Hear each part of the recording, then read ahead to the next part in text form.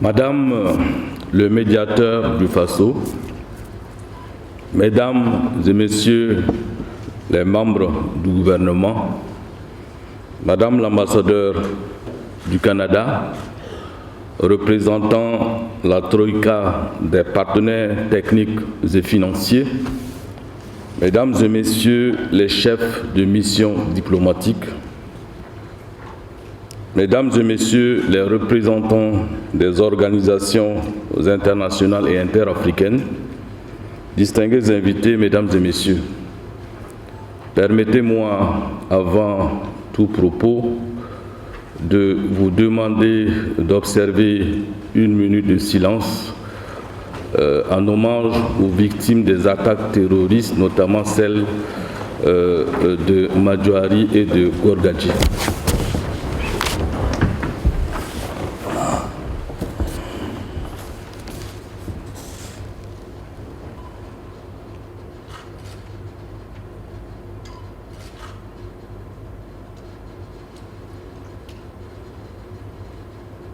Merci.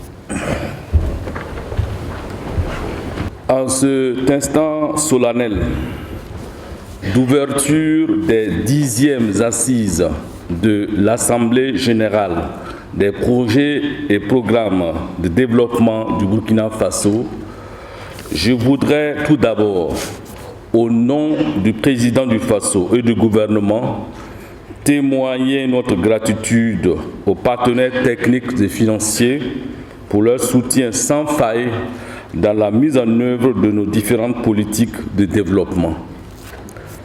Je salue les efforts des acteurs de la société civile et particulièrement les organisations non gouvernementales qui œuvrent inlassablement à nos côtés sur tous les chantiers de développement.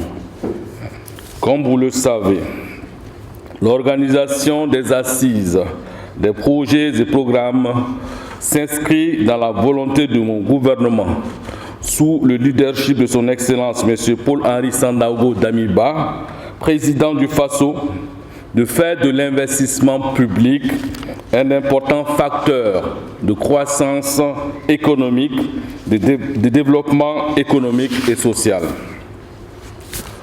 Votre forte mobilisation à ces assises est bien la traduction d'une volonté manifeste de rechercher avec nous les formules les plus efficaces d'exécution de nos projets et programmes pour leur meilleure contribution à l'atteinte des objectifs de développement et l'amélioration des conditions de vie de nos vaillantes populations.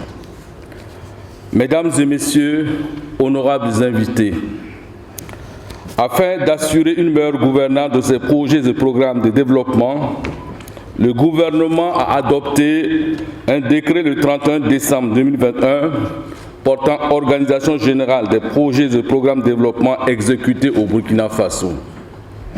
Le texte apporte des ajustements et des innovations dans l'optique d'améliorer les performances de nos projets et programmes.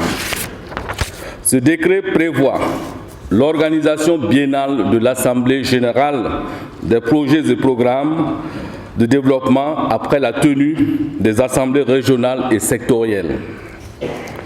Conformément à la réglementation en vigueur, l'Assemblée générale des projets et programmes de développement a pour objet de statuer sur les rapports de performance des projets et programmes de développement produits au niveau des assemblées sectorielles et d'évaluer de façon globale la performance des projets au niveau national.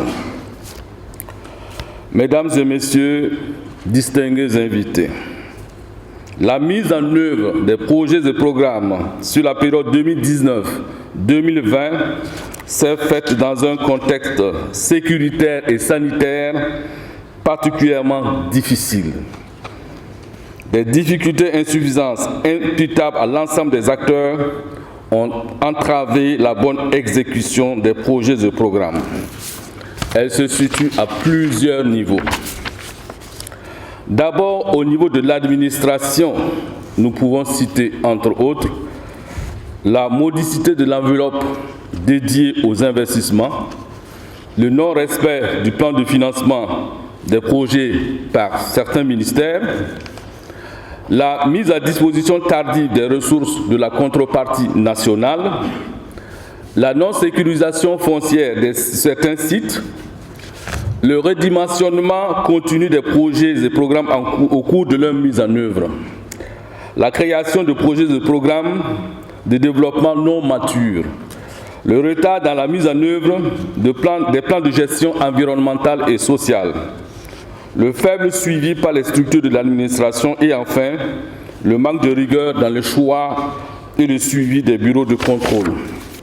Au niveau des unités de gestion des projets et programmes, on peut retenir au titre des insuffisances la production tardive des pièces justificatives, la non-maîtrise des procédures de certains bailleurs, la faiblesse dans la gouvernance de certains projets avec comme corollaire l'absence d'anticipation et les retards. Les difficultés et insuffisances se situent également chez les prestataires de services.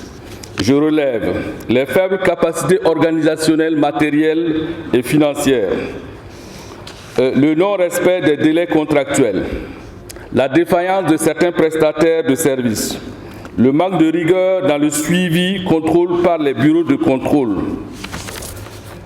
Et enfin, au niveau des partenaires techniques et financiers, on peut également retenir les retards dans la délivrance des avis de non-objection entraînant souvent des faibles taux de décaissement, le non-respect des engagements financiers annoncés par certains partenaires, des ingérences ou des injonctions répétées et intempestives des chargés de projet, des partenaires techniques et financiers dans la gestion opérationnelle des projets et programmes. Le double niveau de contrôle au niveau national, le contrôle des partenaires techniques, du partenaire technique et financier, entraînant donc souvent des retards dans l'approbation des marchés et contrats. Afin de faciliter la mise en œuvre de nos projets et programmes et de les rendre plus performants, nous devons d'apporter des solutions à toutes ces insuffisances. Mesdames et messieurs, honorables invités, exécutés dans un double contexte sécuritaire et sanitaire difficile, les projets et programmes de développement ont connu des fortunes diverses. Certains d'entre eux ont été exécutés avec des résultats appréciables.